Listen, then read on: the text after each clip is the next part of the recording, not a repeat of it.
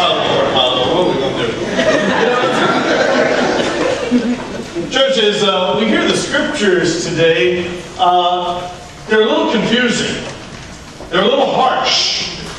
And for Jesus to make the connection between this woman who comes to him with the dogs who eat the scraps from underneath the table does not sound like the Jesus that we have come to know.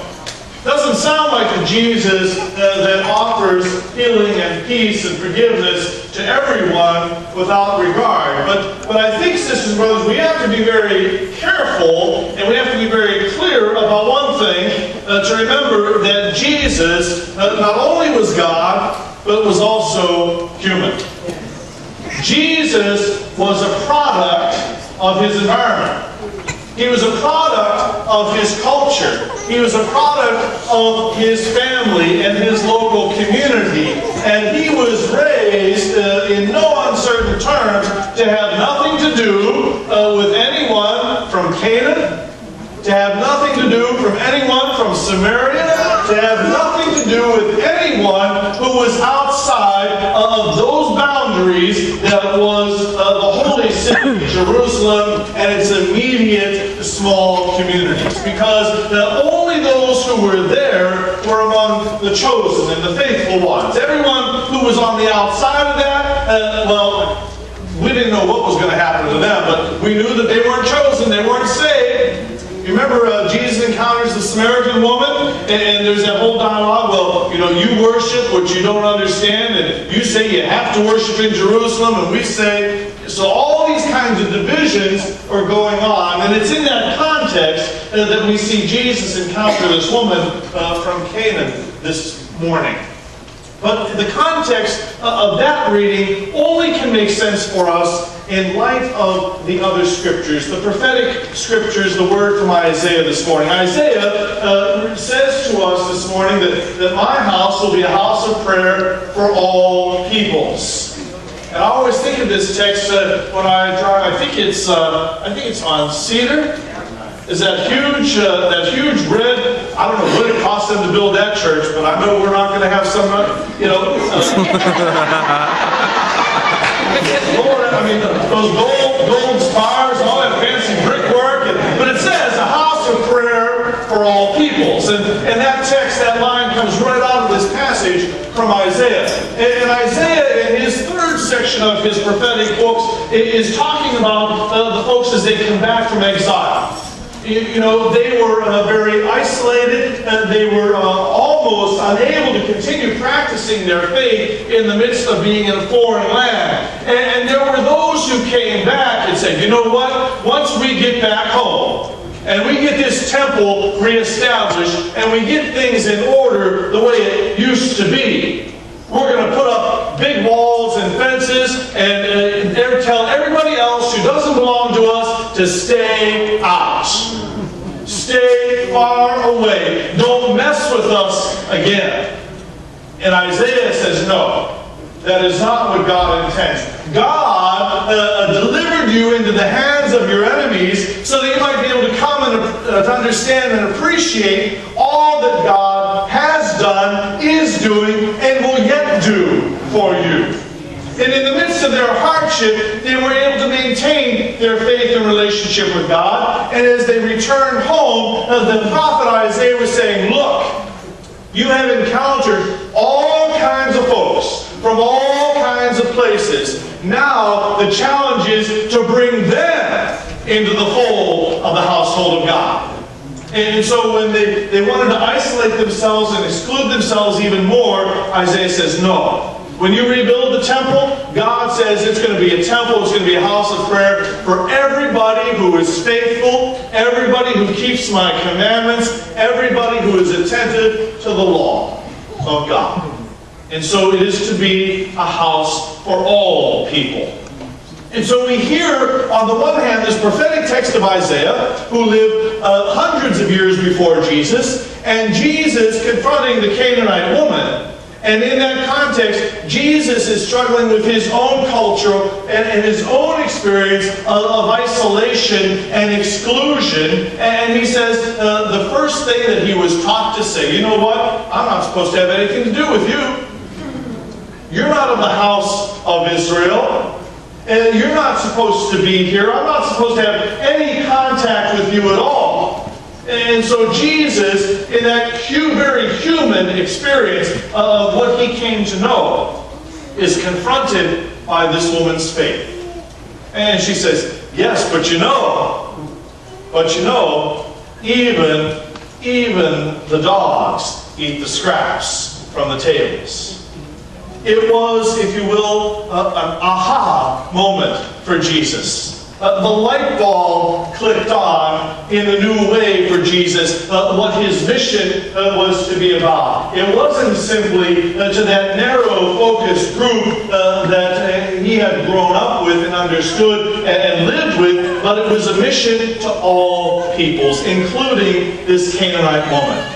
And Jesus recognized in her what the prophet Isaiah was asking the folks to recognize, that those who keep faith, those who follow the law, those who are attentive to the will and the plan of God, they are as much welcome into the household of God as anyone who grew up an Israelite, anyone who grew up in the household of Israel in the faith of God.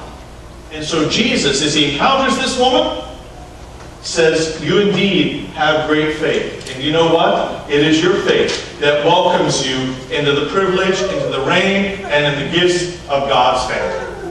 It is, I think, a very real moment, because we're always so good about talking about Jesus and his divinity, and how much of God he was, and how he was and is God. But sisters and brothers, we also have to remember that Jesus was also very human, like us. It says in all things but sin. If Jesus were only human, he probably would have continued to ignore that woman from Canaan. But the godliness that was within allowed him to see through where she was from to who she really was. And in that encounter, gave healing to her daughter.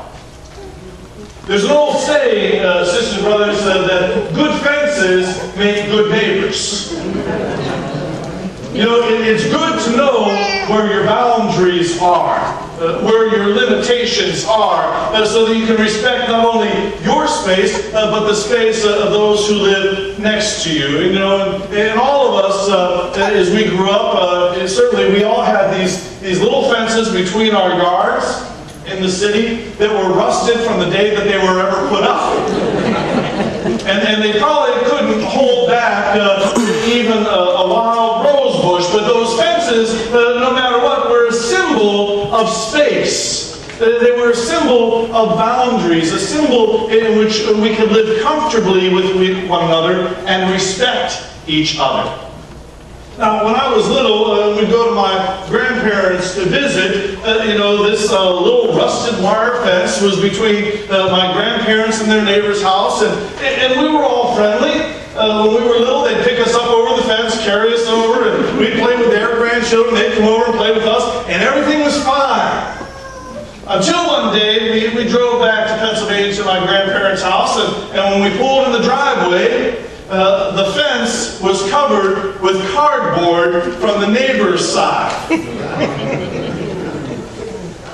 And so I looked around, looked at my sister, looked at my mother, and I said, Mom, what's that cardboard on the fence? She said, be quiet, don't even talk about it. When you're little, they don't tell you what's really going on, but you see everything. And he said, but Mom, I said, be quiet, I told you. And so no longer we realized would we be picked up and lifted back and forth over that fence, because there was obviously something very wrong between my grandparents and their neighbors. We never knew exactly what it was, but we do know the next time we came back, that cardboard covered fence was replaced by about an 8-foot tall solid wooden fence all the way around. So not only could you not get over it, you couldn't even see through it. there is, sometimes, sisters and brothers, a point where those fences that are about respect and protection and care for one another can truly become barriers to one another. And I think that's what we're being confronted with today, is to consider the barriers that are set up between ourselves and those around us. You know, they might be barriers of our own making. They might be walls of protection that we put up because we've been hurt, that we've been stung, we've been used and abused, we've been laughed at, and we just said we're not going to do that anymore. And so we put up barriers around ourselves that maybe they're visible, maybe they're like that wooden stockade fence around our homes so that no one can see in and we will be protected. Maybe there are those spiritual barriers that we put up and we say, no one's going to get close to me and hurt me like that again. No doubt, the people of Israel had that same experience. They put up these barriers between themselves and others because they were either had been hurt, or they had been abused, or their trust had been overwhelmed by deceit and lies and selfishness, and they said, no, we're not going to do this anymore. Even in our own nation, we find ourselves confronted with walls and barriers from neighborhood to neighborhood. And maybe they're not really walls or fences, but they're attitudinal barriers that we put up against one another. You know, I'm not going over there. That neighborhood is so ghetto, I am not even playing with that. I'm not going out there because they think they're all that. That's so sedity, I ain't even talking about it. We put up these barriers based upon where we live and who we are and where we're from and which family we were from and how we were raised and what we have or what we don't have. And we make these judgments that are about separating ourselves from one another rather than being attentive to what the prophet Isaiah is inviting us to be about today. To be a people who welcome all into the household of God. Not of our own choosing, but by God's design. We hear these scriptures today that challenge us and certainly invite us to consider those who would come and want to be a part of this family of faith, who would want to be a part of the experience of God's saving word and God's gifts of salvation and grace. But there are sometimes we put up barriers. There's sometimes we make things a little more difficult, and this process and that formation and that struggle, you know, sometimes it can be all too much.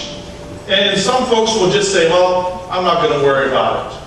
I'm not going to bother. We find ourselves struggling with couples who want to reconcile marriages that have failed and where hurts have been, and they come and they want to be reconciled to the church, and there's just so much work and so many things that seem to be done. We can get up and say, you know what, it's just too much work. I'm not going to worry about it. The barriers sometimes that we put up for one another can sometimes outweigh the mission and ministry and message of the gospel. There is an ancient Greek moral principle, called epikeia. We say at church, epikeia? Epikeia is one of those great things that we want to put back in the storehouse of our minds and of our moral decision making, because epikeia is one of those principles that allows us to uphold the law, to uphold the teaching, to uphold the moral position of where we are, but also to consider the needs of an individual in a very specific moment, a very specific situation. You know, according to the law of Jesus' day, Jesus was to have no contact with that Canaanite woman. Jesus was to have no conversation, and certainly she was not privy to the gifts of grace and the inbreaking of God's reign according to the law of that day. But Jesus looked at her as an individual and experienced her faith and said, you know what? Because of your faith, you have also become an heir to the gift and grace of God.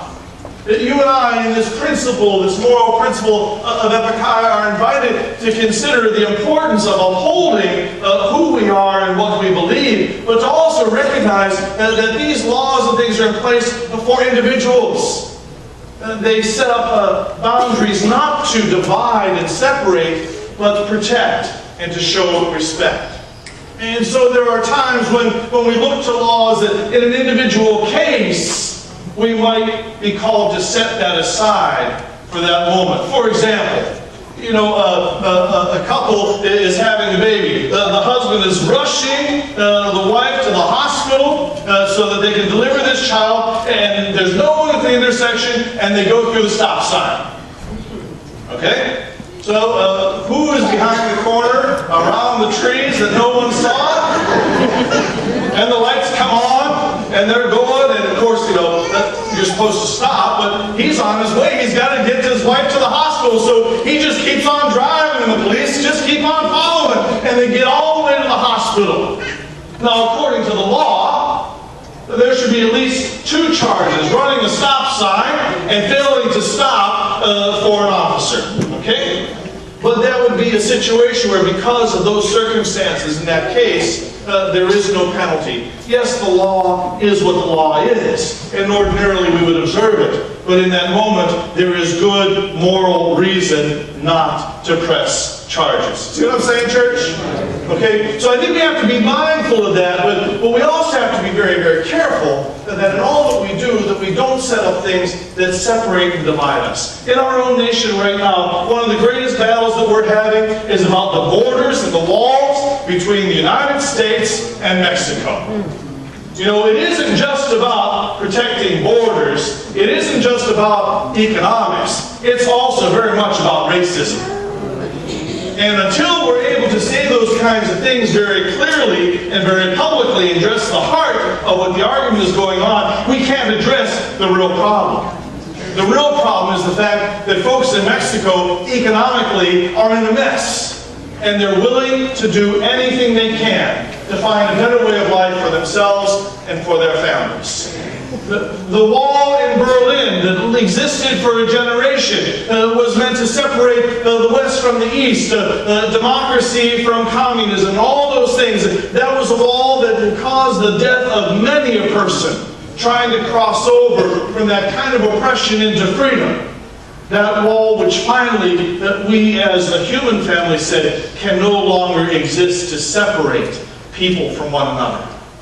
Those kinds of walls, those kinds of barriers, sisters and brothers, we need to do whatever we can to break down. The judgments that we make about one another, the judgments we say because of where someone lives, of what kind of job they have, of what kind of family they've come from, those are the things that we're being asked to set aside so that we can all worship together as God's people as one.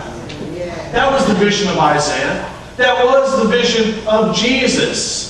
But even in his ministry, he had to grow into that vision, had to grow into that understanding, so that he might truly reveal God's plan for everyone. So that when Jesus comes to that moment of dying on the cross, he doesn't die just for the chosen people of Israel.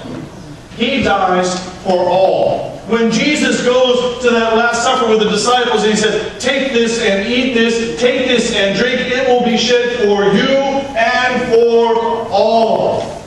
So that everyone might be invited into the saving mission and promise of God. What does that mean for us? You and I, sisters and brothers, need to do whatever we can to break down those obstacles, those barriers that exist between us.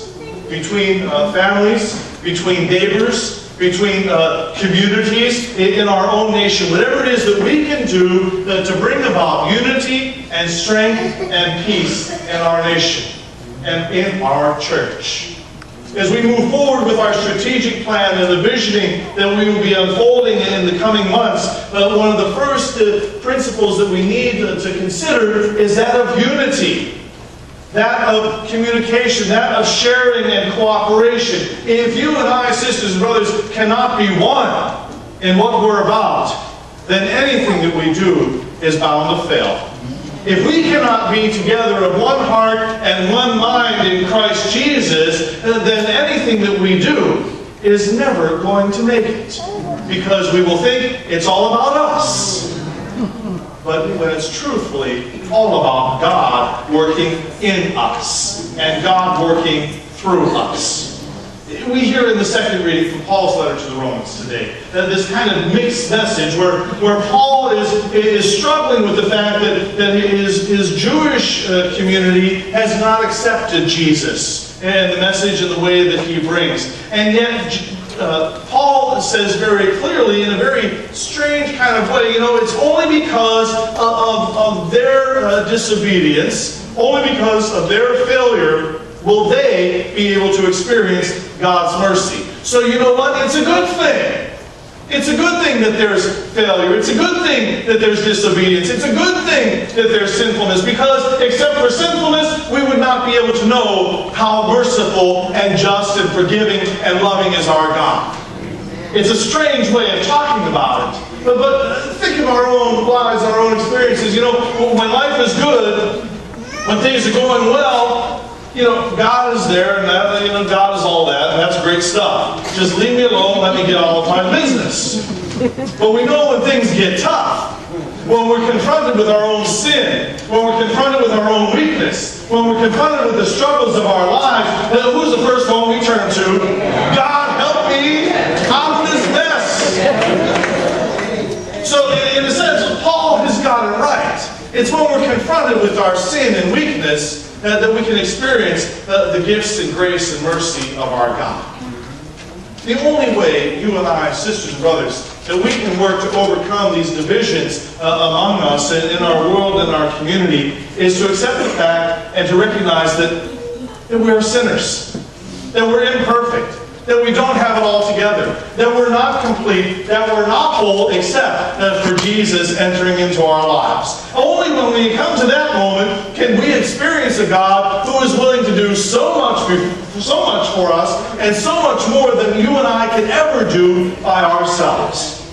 It is in that moment that we can know God's love, God's mercy, God's forgiveness, because we know how much then we depend upon God. Jesus depended upon the Father in all things that he did. Jesus was never about his business, but always was about the business of the Father, the business of the kingdom. And as he came to know that and live that out in his life, more and more did he understand the great gift and the great sacrifice that would require. Not only the gift of bringing so many together, but the sacrifice that would require the giving of his very life. You and I today, as we come here, are invited to look at those things that can separate us, that can keep us apart from God and from one another, and to do whatever we can to overcome them, so that we might grow strong as a nation, we might grow strong as a people, we might grow strong as a community, we might grow strong as a church, and be for others a source of light, a source of welcome, and a source of strength for those who would come, so that others might indeed see, if not written above the doors of our church, inscribed in each of our hearts, that this is indeed a house for all God's people. And when we can extend that kind of welcome, then I promise you, sisters and brothers, the reign of God is not far. The reign of God is not far. Because if we can open our lives and our hearts to those who would have potential to hurt us, who would have potential to talk about us, who would have potential to cause all kinds of difficulties for us, and if we can welcome them into this church, knowing that we are all sinners and in need of God's grace and God's mercy, then we can grow together. And the more that we grow, the more the barriers and hostilities and separation between us can come down. Today, let the words of the prophet Isaiah speak to us, that we might welcome all into our household, that we might experience the faith of that Canaanite woman who comes to Jesus saying, yeah, I know, but. And in that we can find our own gift of grace and salvation from God. As Jesus opened his heart and his mind in healing to that woman and the needs of her daughter, so too Jesus opens that same gift to us all, if we have but faith. Not that of a dog under the table, but that of a beloved daughter and son called by God in Christ Jesus the Lord. Amen.